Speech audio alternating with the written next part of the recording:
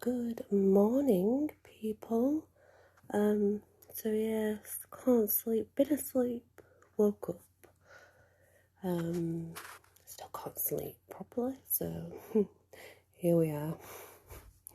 Anatomy and physiology for aromatherapy. And I've kind of broke it down as well, so it's very simple, very easy to understand.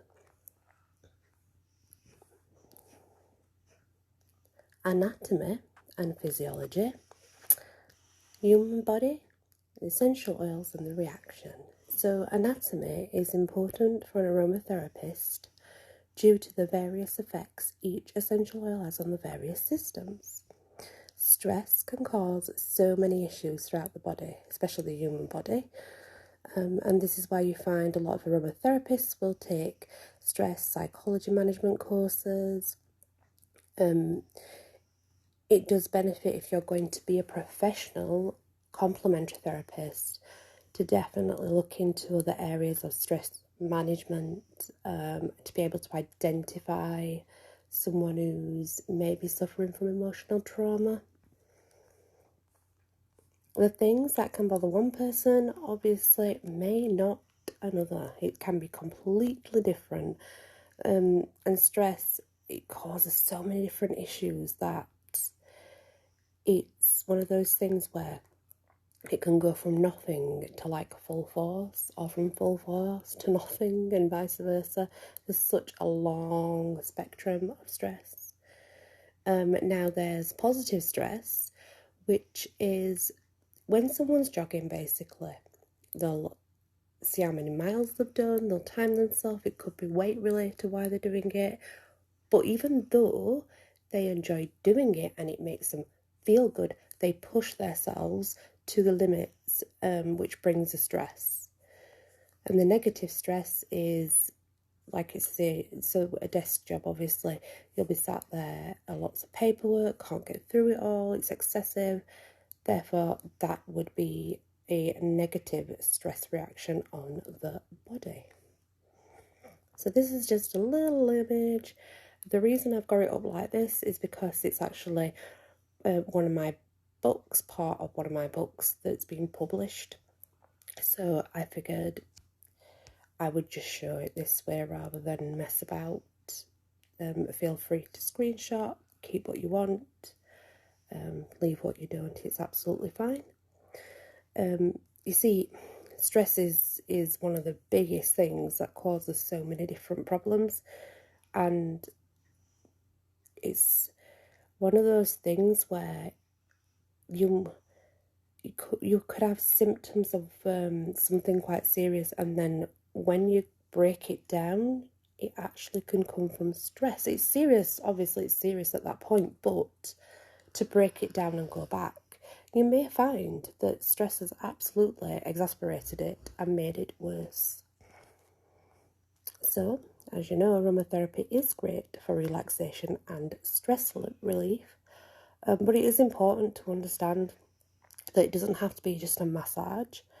There's definitely other different treatments with the oils, and obviously with different and various trips like Reiki, mindfulness, crystal work, lifestyle changes, to your diet, drink more water. As a complementary therapist, we look at a client as a whole, it's not just a case of, oh, come in, yeah, blah, blah, blah, have your massage. It doesn't work like that. This is something that we go into extensively. It is something that we continue to do over a period of weeks. So absorption, and that's in the skin, obviously. Now, if you've seen my skincare, then you'll have seen the skin anyway, so you'll understand. The subcutaneous layer is a fatty layer. The dermis is the central, and it has the reticuli and the papilla in there, but the epidermis actually has 5 layers in the actual epidermis. And the epidermis is the part that exfoliates because keratin is constantly growing. Obviously, your blood vessels are important. The erecti pili muscle is when you get a cold shiver or you'll get goosebumps and your hairs stand on end. That's why it's called the erector pili muscle. It's attached to every hair follicle to give that hair stood on end. There's the sebaceous gland and the eccrine gland. Now, they're very different because one, obviously, is for sweat, and the other is for sebum. Sebum. That's basically the skin's natural oil. When you see someone's skin and it's very shiny, it's simply because their skin's creating too much sebum, making it oily and acne skin. So yeah, but if you go to the skincare one that I've done, goes into more detail. Essential oils are easily absorbed through the skin's pores.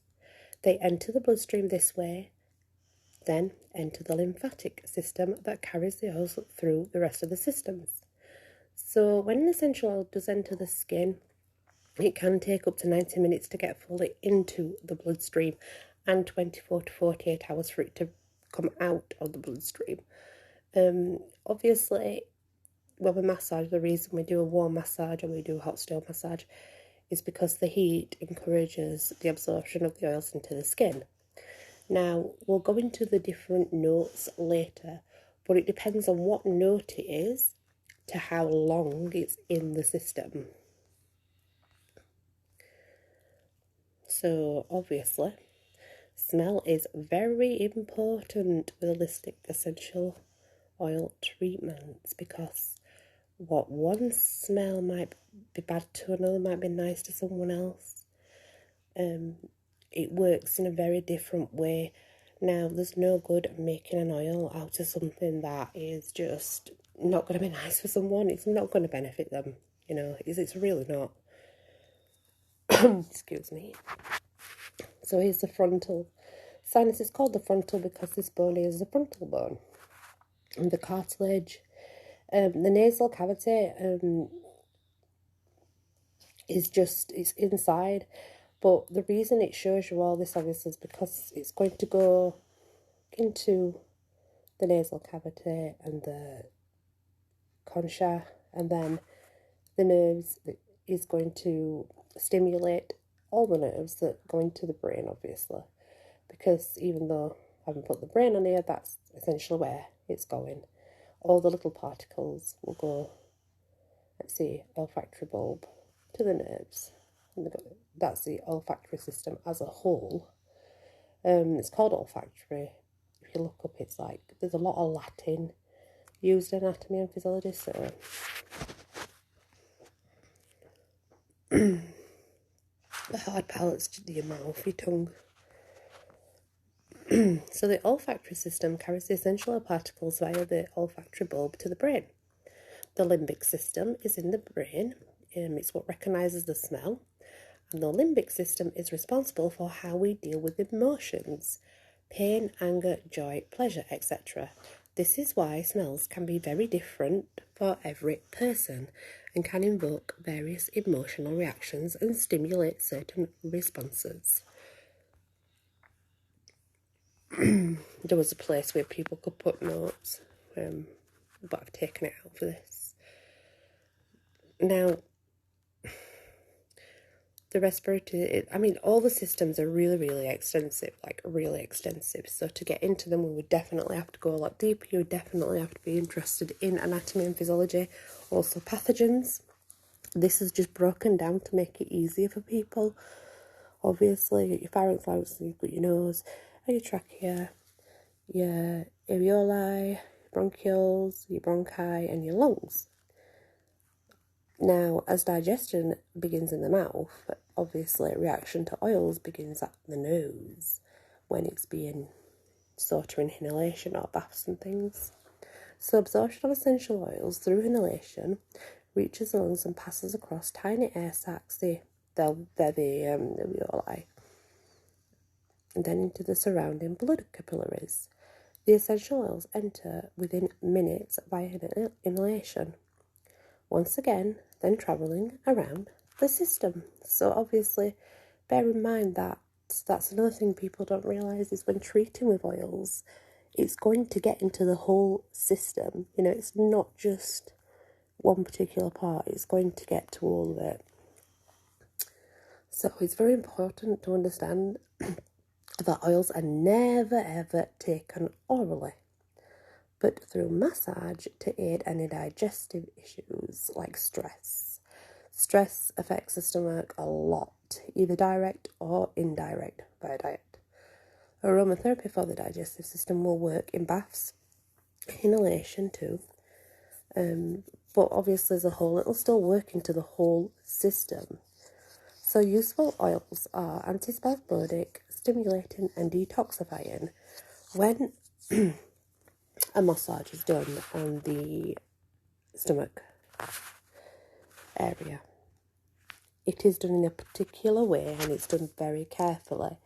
Now, it's important that if you're on any medication, I'm going to stress this again, or any holistic, anything like that, you always need to seek medical advice, because you do not know how these oils will react with the treatment you're having, with your conditions. There's so much into it, which we'll get into it much more advanced, obviously, later on. My dog's dreaming at the side, may I apologise,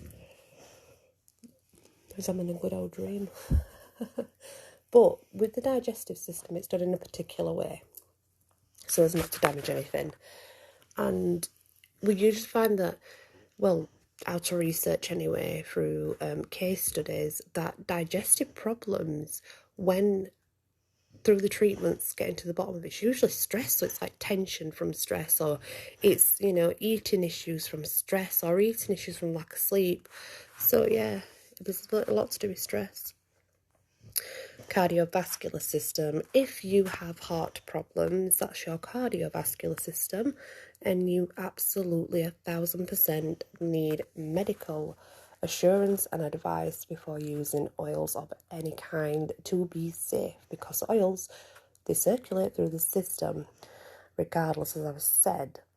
But some oils that are effective on the vascular system are refashioned oils, because they have a warming effect, allowing the vessels in the area to dilate, helping circulation. This in turn helps the delivery of oxygen and the removal of waste. It also helps healing to speed up, but as I said, medical advice first. So the muscles and bones, quite easy really. They can be helped as a whole through detox, removing lactic acid buildup. That's a really good way of getting rid of the waste out of your body, and it absolutely makes you feel so much better. So essential oils will obviously relax, and they will relieve joint pain. Some can help inflammation and swelling. The massage itself, again, it's all about the circulation, oxygen delivery, rubefacient, and the depurative, which is obviously detoxing. The urinary system is more or less the same. Because we are moving it around the lymph system, the waste is being collected, it's going to help the removal of that waste, or if it's more prone to infection, it's going to help rid it faster so that less infections can build up. Drinking plenty of water obviously is going to help, because what we're essentially doing is speeding up the actual process of circulation. So you'll have to drink plenty of water after a massage to be safe that you are taking enough in to get rid of the waste. Antiseptic and diuretic, they are good for the system because of their detoxifying and obviously help with infections. And then we have the other systems, and there's so many. So they are beneficial to all systems, but they can help with like your menstrual problems, hormonal issues, cramps, anxiety, depression. And just like the nervous system and the endocrine system, hormones can be helped through essential oil treatments. However, emmenagogues, abortifacients, can induce menstruation and abortions, and you really should be careful in pregnancy using any oils at all. They do say that you can after the first trimester, the first, like 3 months. Me personally, I don't use essential oils in anyone that's pregnant, just because that's my personal preference. I wouldn't risk it. I just use grapeseed. So the immune system can be strengthened, and this will help prevent infections. So we have the Febreges, the sudorifics, antibacterial, they all help the immune system, the endocrine, reproductive, and the lymphatic. Now, we have families of oils because they do a particular thing, they have a particular botanical name, and these are the oils. So, Labitae or Laminaceae. Now, it's the largest plant family. As you can see, basil, clary sage, lavender, marjoram, melissa, oregum, garnum, patchouli, peppermint, rosemary, sage, and thyme. The Cupressaceae, cypress, juniper, and pine. The Staudicae, okay, it depends. They're resinoids, so it's like your benzoin. Rosacea is your rose otto, your rhodamans. Obviously, your Valerianaceae is your valerian. And feel free to screenshot, save, whatever you want to do. I really don't mind. Onycha, geranium, Aruticae, citrus oils. They're usually extracted from peel, flowers, and leaves. And then the Umbellificae, or you can call it the Umbellifera, and that's your fennel, and it's really good for digestive problems, and it's usually from the seeds. Poaceae or Gramineae, lemongrass, palmarosa, vetiver. Myrtaceae, cajeput, the eucalyptus, clove, tea tree taken from the cells in the leaves. Pepperocae, black pepper. Then we have the Basilicae, frankincense, albanum, and myrrh. Compositae, they do have different names sometimes, Astracae as well, which is candela and chamomile, and it's all the chamomiles taken from flower heads. Lauricae, cinnamon, rose, and camphor. And Nonicae, now that only has the ylang ylang in there, but the different species of ylang ylang, and the Olicae, which is jasmine, is a really good idea to maybe save those if you're interested in oils, because by looking at the family, you will see how quick you'll pick up on, okay, this is that family, so this is good for this. It is a good way to learn, but there's many ways of learning that make it easy. So there you go, guys.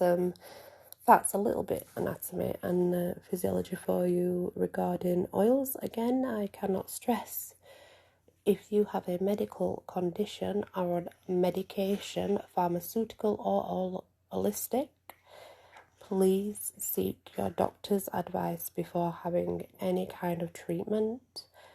Make sure you go to a professional who's going to sit you down and talk to you first to understand your needs, and if a doctor's note is needed or if treatment can actually go ahead.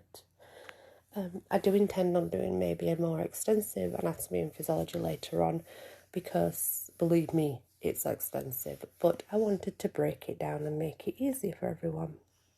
I appreciate you watching, guys. I hope you enjoyed it. I really love anatomy, but I guess I'm strange. Anyway, thank you for watching, guys. I appreciate it. Blessed be.